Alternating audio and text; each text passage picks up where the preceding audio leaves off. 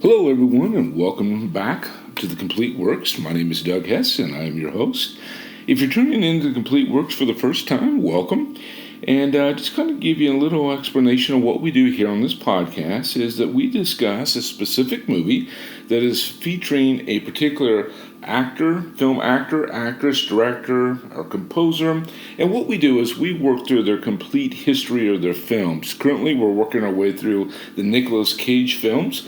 And on this episode of The Complete Works, we'll be discussing Snowden that was filmed in 2016. I'm not going to say it's starring Nicolas Cage because that would imply that Nicolas Cage was a starring role in the movie Snowden, which is not true. Actually, he had a very small, I'm going to say more of a cameo appearance in Snowden, where he's actually only in 3 scenes. But we'll get into that here in just a few minutes. If you'd like to find more about the Complete Works podcast, you can go out to film-book.com or use the search term The Complete Works. And you can also email us at podcast@film-book.com with The Complete Works in the subject line, or you can throw in Snowden. And we'd love to hear from you. Regarding this podcast, we'd also encourage everyone to go ahead and hit subscribe on the subscription button so you'll be notified every week when a new podcast is being turned out in terms of that. So again, like I said, we are discussing the movie Snowden that I'm not going to say, like I said, starring Nicolas Cage because he was really only in 3 scenes. He had a very small role in this movie Snowden, but nevertheless, we want to talk a little bit about this film and his appearance in the film, and then the film in general. In terms of that, just some quick notes. Rotten Tomato gave this movie a 60%, so meaning 6 out of 10 individuals enjoyed the movie or at least liked it. And this movie runs approximately 134 minutes in length. Now, some of you might be saying, Snowden, what is Snowden? Who is Snowden? Well, Snowden is a biographical thriller which is based on a real human, Edward Snowden. And Edward Snowden is an American whistleblower who copied and leaked highly classified information from the NSA back in 2013 when he was a CIA employee and a subcontractor.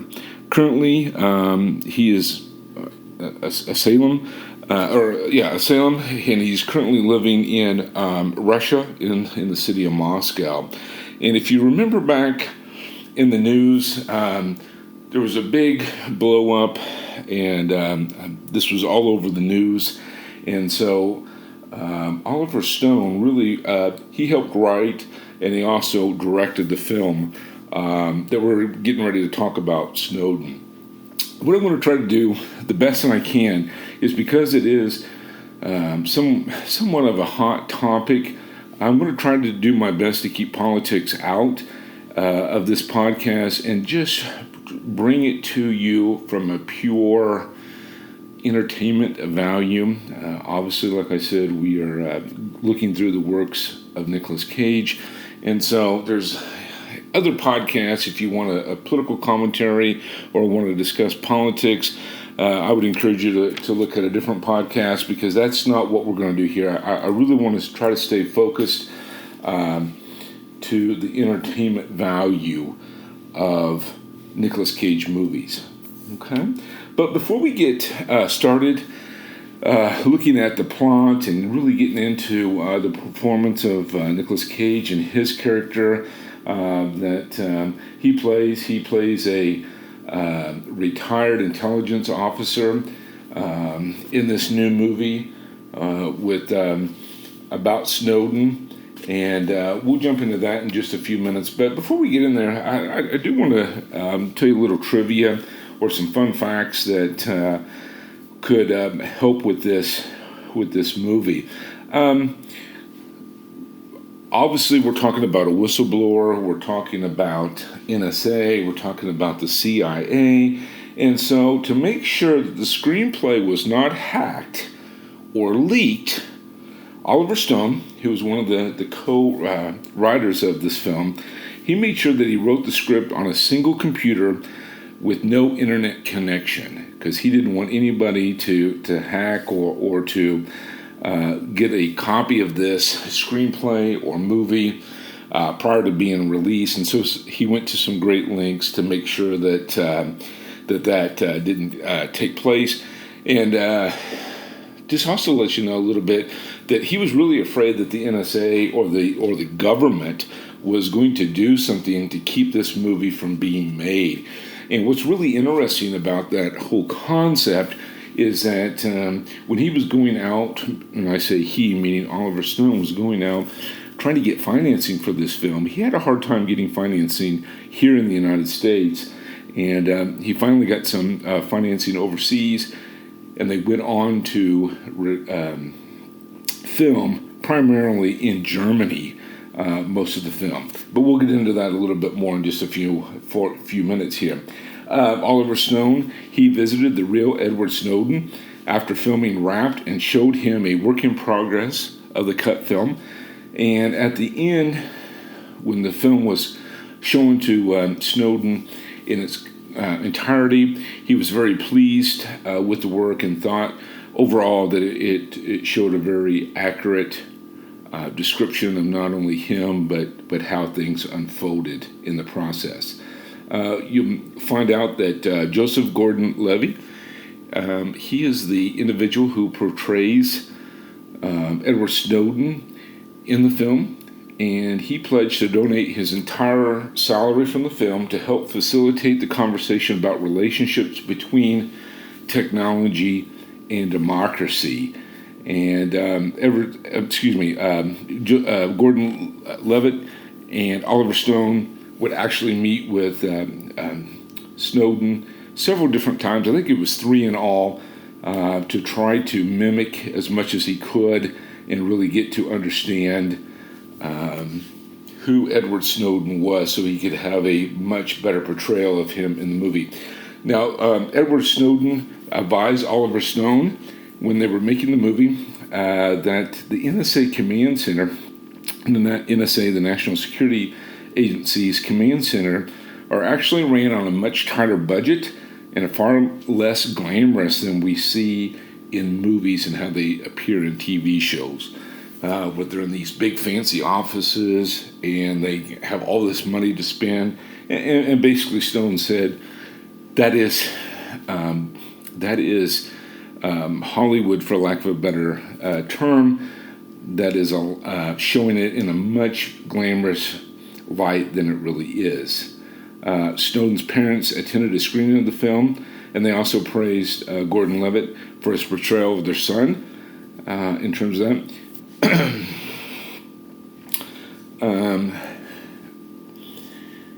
Snowden's girlfriend, Lindsay Mills, is portrayed by Shailene Woodley, and there's a scene in there where she pole dances for Snowden, and Woodley went and actually learned how to pole dance so she could make this to be as realistic as they possibly can.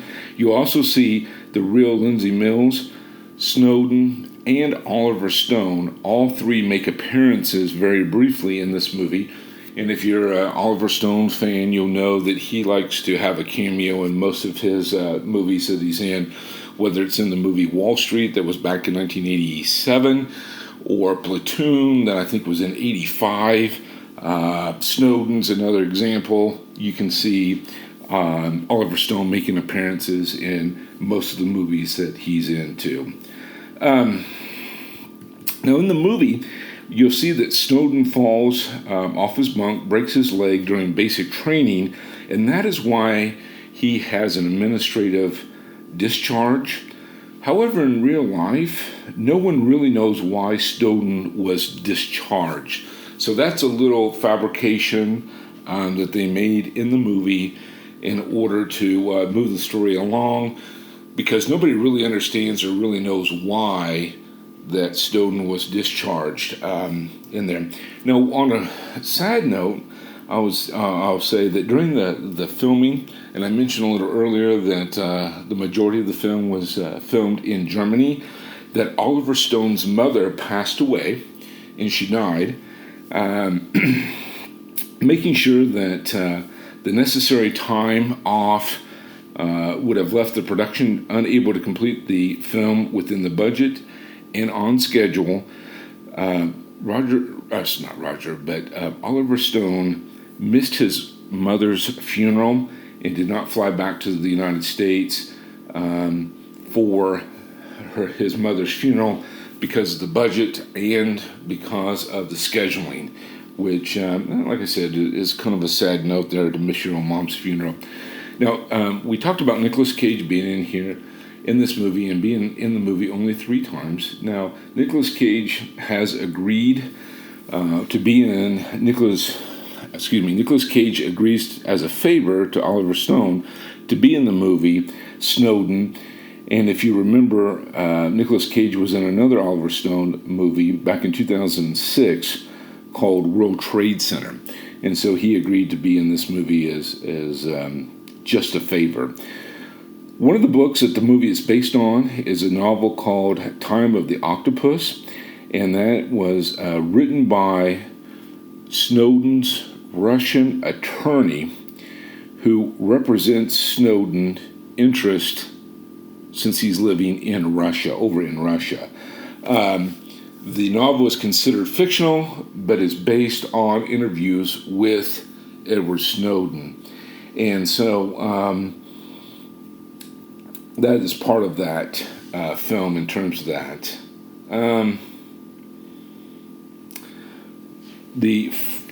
Just kind of an interesting fact that Joseph Gordon-Levitt's first day of shooting was a scene featuring Snowden's basic training in the Army. As most film lovers know, that they do not film most of the films in order or in scene. It's all broken up.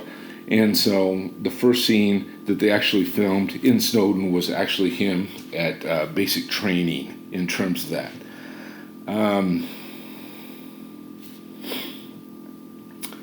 There's a sticker for the Tor network in the cover, which is on the cover of Snowden's laptop. Tor is a networking method used for anonymous connections. He also reportedly used it to send the leaked information to the Washington Post and the Guardian. So somewhat of a kind of a hidden message that was being sheltered in there. Okay. This was actually Oliver Stone's 20th featured film that was being done with this. Margaret Robbie was actually offered the role of Lindsay Mills, who was Snowden's girlfriend, but she was unable to make it because of a scheduling conflict, and so she had to turn it down in terms of that. A couple other quick fun facts is that Snowden, in 2016, was one of the first completed featured films shot mostly with the new 6.5K ARRI 65 camera. And its performance during its opening weekend was the lowest opening of a Oliver Stone's career for a movie playing in over 2,000 theaters. Now, what is really kind of interesting in regards to that is that the budget for this film was approximately $40 million, and they only grossed around $37.3 million. 21.6 came in the United States and Canada. 15.7 million came from other countries for a total of the 37.3, which was up against a budget of 40 million, which, as you can imagine, fell short when it came to at least breaking even in terms of that. And like I said earlier in the podcast, that they had a hard time finding money here in the States, and so they had to go overseas in order to find some of the money. And then also they were afraid that the NSA, the government, the CIA, etc., was going to be sabotaging or doing something to the film. So they went actually overseas into Germany to actually film the majority of this. Peter Gabriel wrote The Veil, which is one song from the soundtrack specifically for this movie, in terms of that. And then one other final note here is Tom Wilkinson who previously played Joseph P. Kennedy in The Kennedys in 2011. Oliver Stone's famously directed JFK 1991 about the murder of Joseph's son, as we know, President Kennedy. And so that was kind of another little fun fact of characters that were in there in terms of that. Now, like I said, Nicolas Cage is only in a couple of scenes, 3 scenes to be for sure, but the character of Hank Forster, who Nicolas Cage plays in this movie, is a disillusioned NSA veteran, National Security Agency veteran.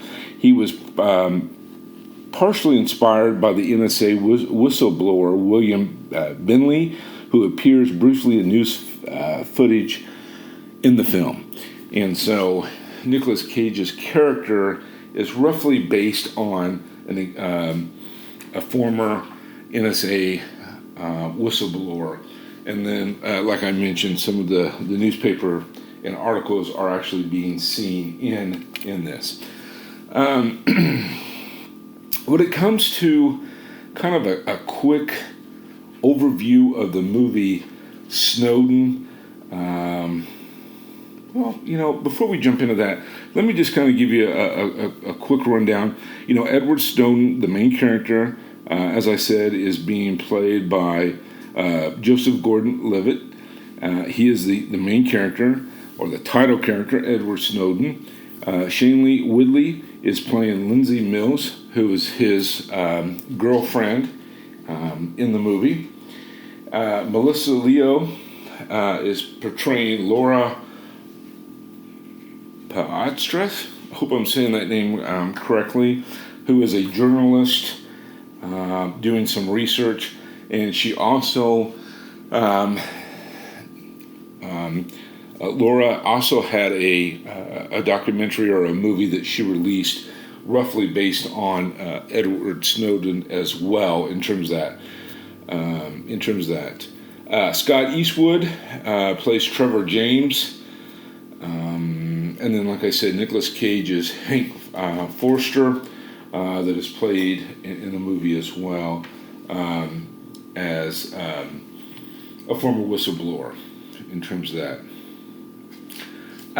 So what is the plot? What is the main overview of the movie? And really in a nutshell, the plot is back in 2013, Snowden arranges a clandestine meeting in Hong Kong with documentarian Laura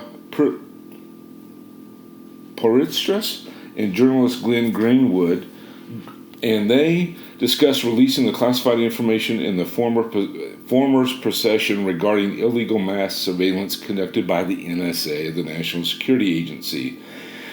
And so basically what happens is we're seeing kind of a flashback where Snowden is really kind of talking about the process and what's going on, and then we see the movie is going leading up to that point where he even smuggles out some classified documentation. And I'll get back to that in just a second and tell you how he does it. But it talks about, or the movie's going to talk about Snowden, how he's undergoing basic training. He lists in the U.S. Army with intentions of going into Special Forces. In the movie, he fractures his leg, which therefore gives him an administrative discharge, and he is told that he can go on and serve his country in other ways. Now, again, as I mentioned in some of the trivia with this movie, Snowden, we're not 100% sure why or how he was administrative discharged. Again, Oliver Stone throws in the fact that he was hurt, but we're not exactly sure what caused the discharge. From there, Snowden applies for a position at the CIA, Central Intelligence Agency, and undergoes some screening in the process. He passes that, he doesn't pass that, but the director, Corbin O'Brien, decides to take a chance on him anyways, and given the demands of at the time, of course,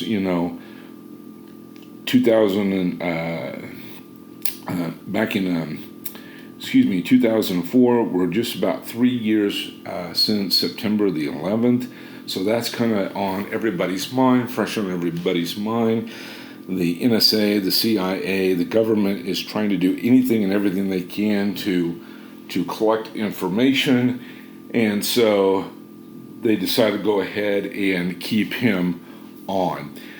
Snowden is then brought to the farm, and if you've seen any movies or if you know anything about the CIA, the farm is something in the CIA that they refer to kind of like a training ground where they're going to educate and test people, and they talk about the cyber warfare, and it's really there that he learns about the Foreign Intelligence Surveillance Act, which circumvents the Fourth Amendment's rights of U.S. citizens by allowing warrant requests to be approved by a panel of judges that were appointed by the Chief Justice. Snowden and his peers are each tasked with building a covert communication network in their hometown, trying to lead it and then bring it back up within 8 hours or less, with 5 hours being the average time. And Snowden impresses the director so much because he's able to do all this in 38 minutes. And so it is basically then that we bring in, while he's at the farm, Nicolas Cage, and like I said, his character of Hank Forster. And like I said, Nicolas Cage is only in this movie in about 3 scenes, but it is here that Snowden and Nicolas Cage's character, Hank Forster, have a brief encounter while they're at the CIA farm training facility in Virginia. And it's at this point while he's sitting in a office. Now, as I mentioned, Nicolas Cage's character, Hank, is basically an individual, a former officer that's basically been sent out to pasture. He's kind of a legend. And when he goes into his office, Snowden goes into his office, it looks more like a museum than it really does an office with all this material. And you'll see that they really sit down and start talking about the Enigma machine. And there was a movie 2 years ago about how we built the Enigma machine. And basically that was the first computer. And you'll have to forgive me because I'm drawing a complete blank on the name of that movie. But it really does a great job of displaying how the first Enigma machine, or computer, if you will, is being built. And Nicolas Cage and Gordon-Levitt have this discussion really about not only is this the first computer, but they're cued to realize that the entire history of computer on some level is basically a history of spying. Because if you go back to the Enigma machine, basically what they were trying to do is they built this computer to break the codes for the German code breaker. And then they were able to do that. And so that's where they're really tying everything together, is saying that computers were really built regarding history of spying and really focused on that in terms of that. Meanwhile, while all this is going on, Snowden meets meets Lindsay Mills by a dating website, and the two of them start to date, and they have this bond that the two of them develop, and they start dating.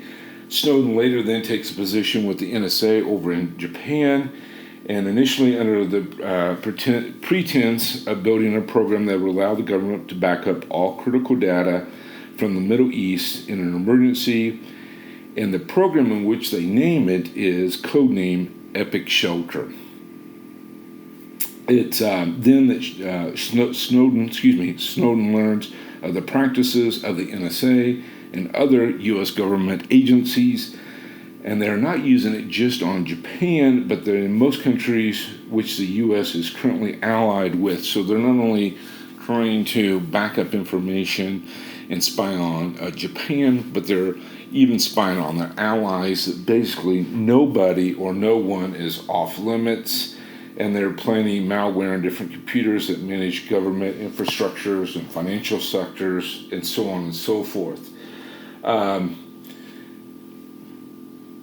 The stress associated with this job results in the end of his relationship with Mills, who she moves back with her family back to the United States. And I believe it was in Maryland where that she goes back to. We fast forward 3 months later. That's when Snowden decides to leave his post with the NSA. He returns back to Maryland, where he and Mills then resumes a relationship, and he takes a position consulting for the CIA. So he leaves the NSA, kind of gets an idea of what they're doing. He leaves the NSA, goes over to consult with the CIA, and it's during a hunting trip with O'Brien. He reveals an operation in Omaha that revolves around counterattacking the Chinese hackers. It is with this, he has a new job. Snowden then takes a new job, beginning with his new job in the tunnel, which is an underground World War II bunker that has been processed for massive electronic surveillance, and is part of the basically intelligence operation. And he learns that Epic Shelter, if you remember, that goes back over when he was with the NSA, National Security Agency, over in Japan, is actually providing real-time data that assists U.S. drone pilots in launching lethal attacks against terror suspects in Pakistan. So you got to keep all this in mind. Basically, this is when Snowden becomes disillusioned at what he's become a part of. And at this time, Snowden decides to smuggle a micro SD card into his office by the way of a Rubik's Cube. Okay? So as you can imagine, as anybody that's working with national security or very sensitive information, that they are scanning, they are checking. Think of it as going into the airport and trying to get on the plane. They're checking your luggage, they're patting you down, making sure that you're not bringing anything in or taking anything out. And so he has to figure out a way to be able to download some information and take that out. So what does he do? He takes a Rubik's Cube. Remember the Rubik's Cube? It's different colors and you have to try to solve it.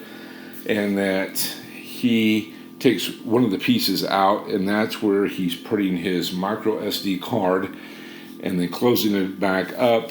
You can still work the Rubik's Cube in order to smuggle the information in and out of the secure location in terms of that.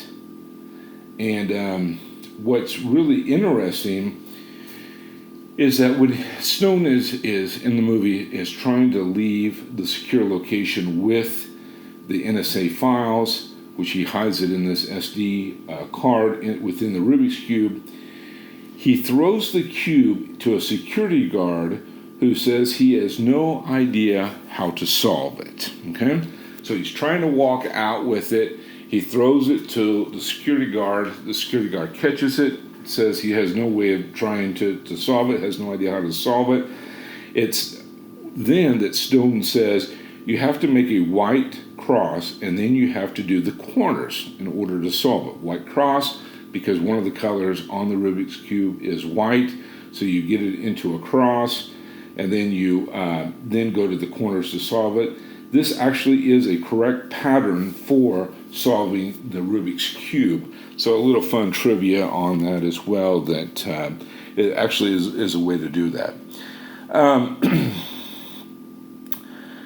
So after he sneaks it out, he tells his colleagues that, or before he's doing that, he tries to tell his colleagues that he's not feeling well. He takes off, and then once he leaves, he doesn't go back. He's taken the sensitive information and then takes off with it.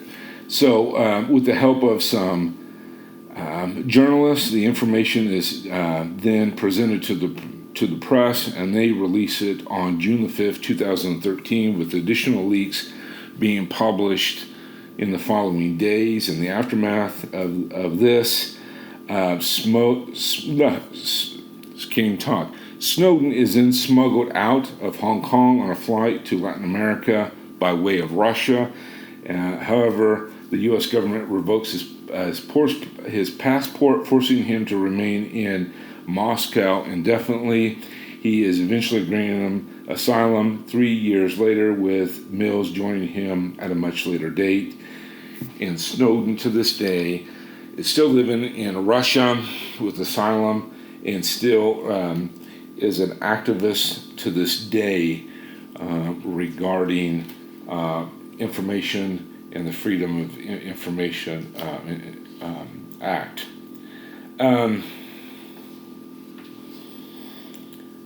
Just a couple quick follow-ups here in terms of the movie. Nicolas Cage was actually nominated for a Raspberry Award for some of the worst acting. He didn't receive the award. I thought that was a little harsh for him. Like I said, he was only in three scenes, but those 3 scenes, I thought they were good. I thought Nicolas Cage came across as an integral part of the movie. I don't think he overplayed his hand at all in this film, and I really thought it was just kind of a cheap shot against Nicolas Cage. Was it the best? No. I think we can all argue that it wasn't his best work, but by no means do I think it was really his worst, or something that he should have been nominated for a Raspberry Award. And luckily he did not get it, because I think that was a little bit too harsh on that. So let's talk a little bit about the release. On February of 20th, 2015, Open Roads Films had set the release for the film on December 25th, 2015, with a domestic release date. However, they had to push it back a little bit further because of basically what happened is they didn't have the film ready to go when it was to be released. Because of some of the digital work or some of the special effects basically wasn't ready, and so they had to push it back to a much later date, and it was the film was set for a May 13th, 2000. Can't even talk. It was set for a May 13th, 2016 release. On February the 19th, 2016, the release date was again pushed back to September 16th at the forefront of the awards season, and the official trailer was published on April the 27th, 2016. One thing that they didn't want to do is they wanted to push it back to September. They didn't want it any earlier because they didn't want it to go up against some of the summer blockbusters that were going to be out there, or as most listeners know, that during the summer, that's when a lot of the blockbusters are going to be released, and so they decided to go ahead and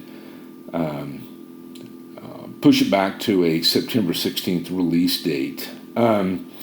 Stone had a private screening of Snowden at the former home of Ernest Hemingway in Sun Valley for an invited audience of around 24.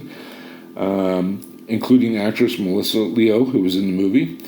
And guests were required to sign a non-disclosure agreement. The film received critical praise from the audience, and one audience member was quoted as saying, "What he did that's so brilliant is he gave the kid's whole backstory, so you really like him." And so it made Snowden a little bit more likable in terms of that. The film had an invitation-only screening at the San Diego Comic-Con on July 21st, 2016, and a second trailer for the film was released at the event. Like I said, I told you a little bit about some of the funds or the box office. It made $37.3 million, but it cost $40 million to actually produce the movie. So it was a little bit of a loss there.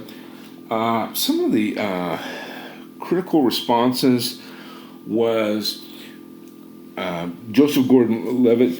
He received much praise for his work in his portrayal of Snowden. And when it came from the acting, a lot of people really enjoyed the acting. However, the material, I think it was because a lot of people didn't know how to take or how to interpret this film with the material. You know, yes, Snowden was a whistleblower, but was he doing things right, or was he really giving away national secrets?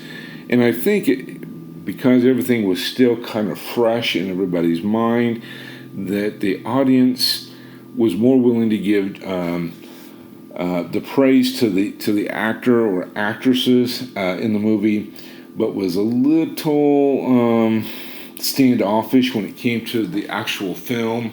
In terms of that, the audience polled by Cinema Score gave the film an average grade of A, on an A+ to an F.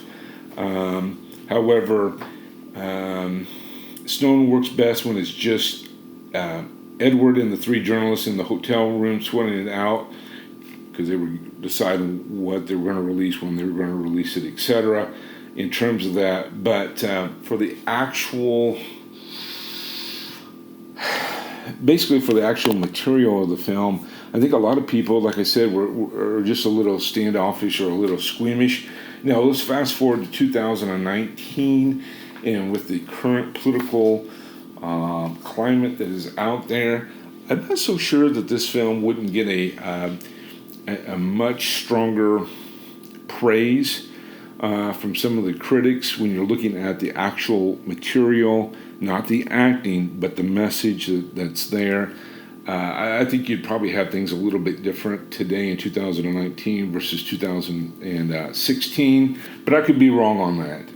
And again, like I said, I don't want to make this about politics. This is not the podcast for that. And if you're looking for that, there's other podcasts for you to join. I just want to stay with the entertainment value when it comes to with movies and Nicolas Cage, or the complete works in general of whoever that we're talking about, an actor, actress, director, composer, etc. And let you, the audience, come up with your own thoughts and take on that. Okay? Well, that wraps up another edition of the Complete Works. If you have listened to this podcast on iTunes or another podcast service, please, we encourage you to rate and review this episode. If you're listening to this podcast on the YouTube channel, FilmBook Podcast, please like us, our video, and subscribe to our channel. Leave us a comment in the comment section. We'd love to hear from you. And we just ask that you tune in next time when we review and analyze the next Nicolas Cage film. We want to thank you for listening. And again, if you like what you hear, please hit subscribe so we can have future editions of the podcast, The Complete Work, sent directly to you. Love to hear from you as well. Send us an email if you have any thoughts, comments, or concerns. And you can do that at podcast@film-book.com. And in the subject line, put in the complete works, Snowden, or any of the other movies that we have been reviewing. And we hope to see you next time. So again, thanks for listening to the complete works. This has been an episode on Nicolas Cage, and the movie that we reviewed for Nicolas Cage was Snowden. So until next time, take care.